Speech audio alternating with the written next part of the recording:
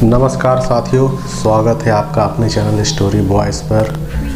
और आज हम एक और सच्ची घटना की कहानी लेकर आपके सामने प्रस्तुत हुए हैं। यह कहानी साक्षी और विक्रम की है, जो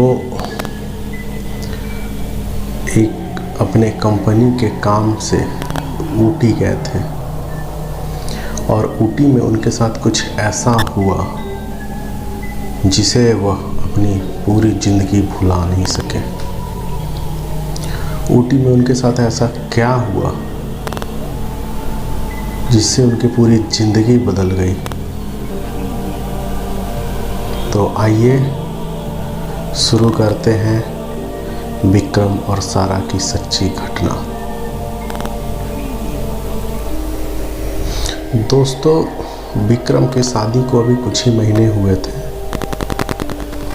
और वो दोनों काफ़ी खुश थे। शादी के कुछ महीने बाद विक्रम की कंपनी ने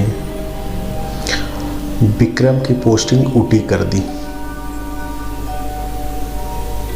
विक्रम को कंपनी के काम से ऊटी जाना पड़ा, जिसमें विक्रम और साक्षी दोनों ऊटी चले जाते हैं। अब विक्रम अपने कंपनी में काफ़ी अच्छे पोस्ट पर था, तो कंपनी वालों ने विक्रम को एक फ्लैट दिया। फ्लैट 2 BHK का था, जिसे विक्रम और साक्षी को साफ़ सफाई करने में ज़्यादा वक्त नहीं लगा। कुछ ही घंटों में या एक दिन में उन्होंने फ्लैट की साफ़ सफाई सारा कुछ कर दिया और सारा सामान जो था वो अच्छे तरह से रख दिया। और विक्रम और साक्षी ने मिलकर 2 BHK फ्लैट को अच्छा तरह से सामान वगैरह सब रख दिया। ये लोग अब शहर में ढलने के लिए बाहर निकले, कुछ लोगों से मिले और एक दूसरे से बात भी किया। उसके बाद जब ये वापस फ्लैट में आते हैं, फ्लैट में आने के बाद इन्होंने रात का खाना खाया और अपने बेडरूम में जाकर सो जाते हैं। तभी देर रात विक्रम की नींद खुलती है और वो साक्षी की तरफ मुड़कर देखता है, मगर साक्षी वहाँ होती नहीं है।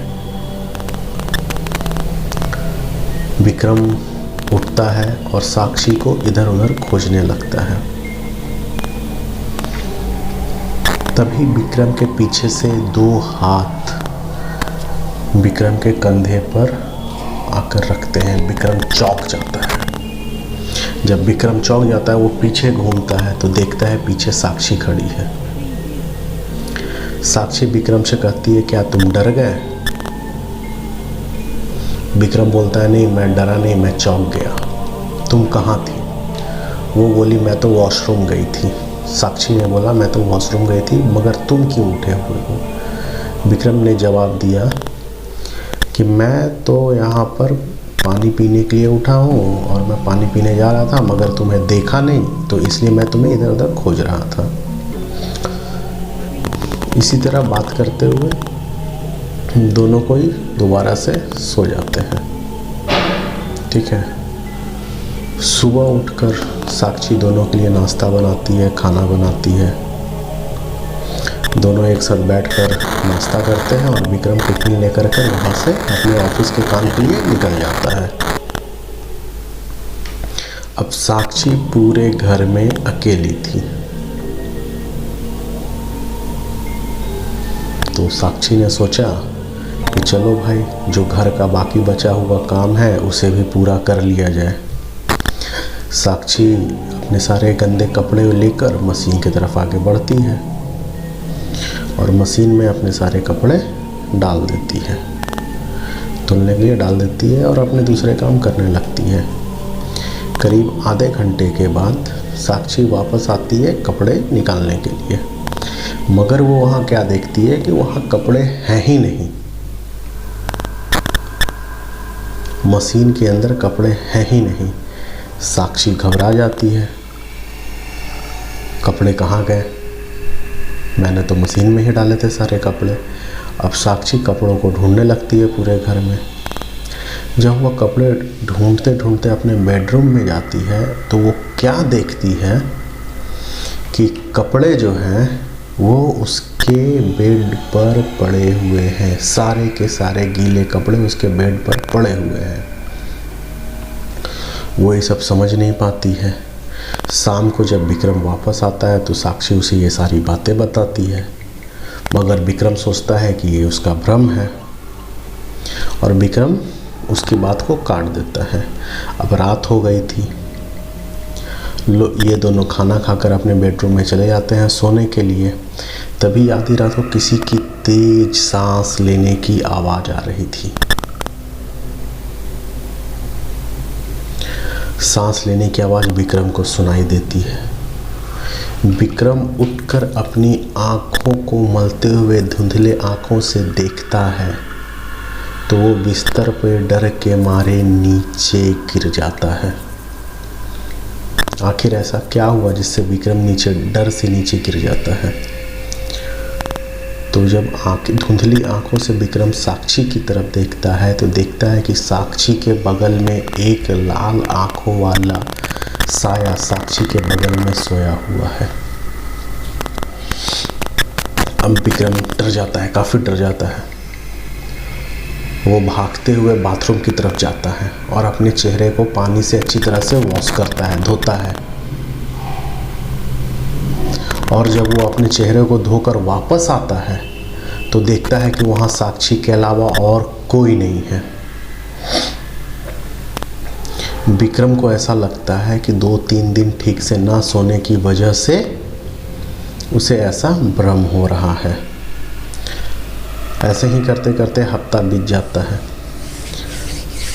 और हफ्ते में दोनों ने कई बार डर का सामना कर चुका है।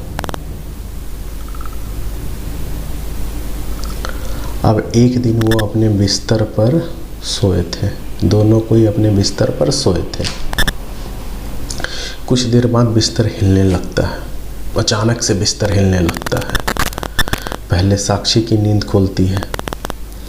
साक्षी देखती है सब कुछ नॉर्मल है, मगर वो फिर भी बेड के नीचे झांक कर देखती है कहीं बिस्तर के नीचे तो कुछ है नहीं। कोई उसका भ्रम हो सकता है या कुछ भी हो सकता है, इसलिए फिर भी वो एक तरह से सब कुछ देख लेना चाहती थी अच्छे तरीक़ा से। साक्षी जैसे ही बेड के नीचे झुकती है, कोई उसका बाल पकड़कर साक्षी को बिस्तर के नीचे खींच लेता है। साक्षी चिल्लाती है।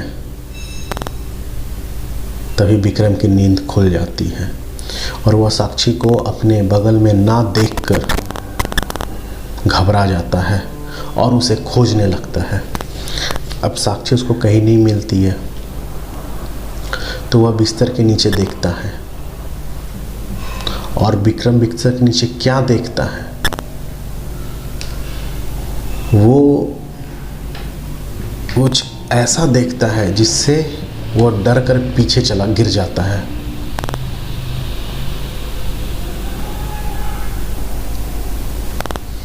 वह देखता है साक्षी जमीन पर लेटी हुई है और उसकी तरफ देख रही है। साक्षी ज़मीन पर लेटी हुई है और वो विक्रम की तरफ देख रही है और साक्षी के पीछे कोई और साया था। वह एक काला साया था और उसकी आंखें लाल थी। वह वही साया था जो विक्रम को 2 दिन पहले दिखा था साक्षी के बगल में सोए हुए, और उसे वो साफ साफ दिख रहा था।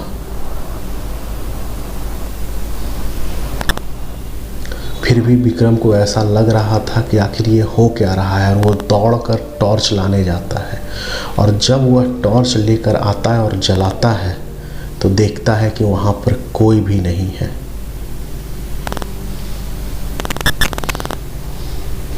वो दोनों काफ़ी डर जाते हैं कि आखिर ऐसा क्या हुआ। साक्षी बोलती है कि मेरे को कोई दबाए हुए था।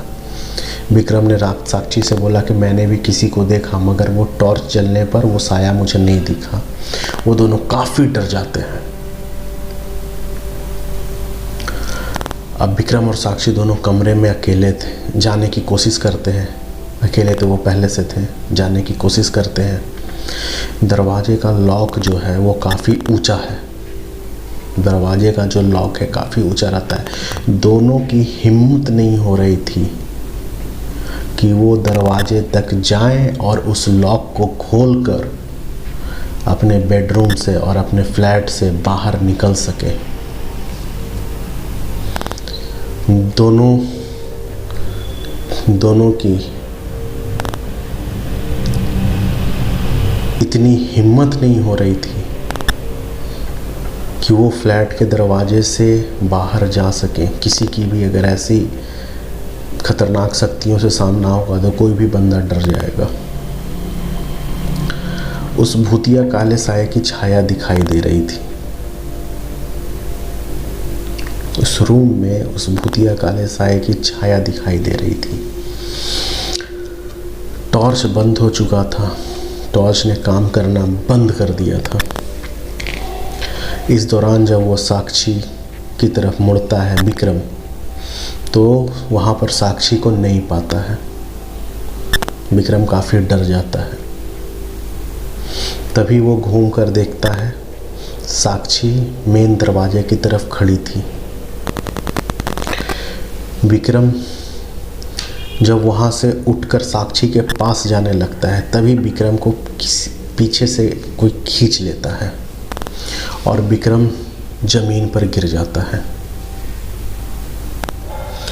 और विक्रम पर एक जोड़ का मुक्का लगता है विक्रम के चेहरे पर, जिससे वह काफ़ी दर्द महसूस करता है।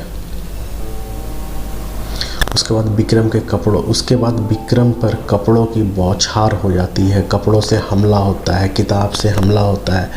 पर उधर साक्षी जो है वो दरवाजे खोलने में कामयाब हो चुकी थी और वो दौड़ते हुए विक्रम की तरफ आती है और विक्रम को उठा कर दरवाजे के पास लेकर जाती है। तभी दोनों के पीछे से इतना जोरदार धक्का मारा जाता है कि दोनों फ्लैट के बाहर फेंका जाते हैं और इमारत के बाहर आकर वो क्या देखते हैं, वो ये देखते हैं कि उनके फ्लैट की खिड़की पर वही साया खड़ा है, वही लाल आंखों वाला साया। वो दोनों ये समझ जाते हैं कि ये फ्लैट हॉन्टेड है। उसके बाद वो दोनों वहाँ से चले जाते हैं और नेक्स्ट डे मैनेजर को भेजकर वो अपना सारा सामान वहाँ से मंगा लेते हैं। उसके बाद वो दूसरे फ्लैट में रहते हैं और अपने ऑफिस का काम ख़त्म करते हैं। मगर जब भी वो इस बात को याद करते हैं तो उनकी रातों की नींद उड़ जाती है कि उनके साथ ऐसी क्या घटना हुई, क्या आप बीती हुई, उनकी सारी ज़िंदगी बदल गई। तो दोस्तों, यह सच्ची कहानी यहीं पर एंड होती है। मैं जानता हूँ दोस्तों, इसमें कई सारे लोग भूतों में विश्वास नहीं करते हैं, बट अगर वो है तो ये भी है, अगर भगवान है तो शैतान भी है। हम माने चाहे ना माने, मगर अपनी ज़िंदगी में हमने डर का सामना ज़रूर किया है। डर किसी भी तरह का हो सकता है दोस्तों।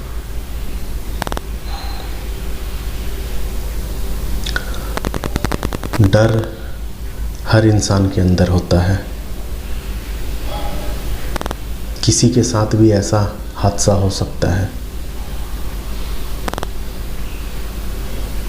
तो दोस्तों, आपसे मेरी यही विनती है, स्वस्थ रहें, सुरक्षित रहें। धन्यवाद। हर हर महादेव।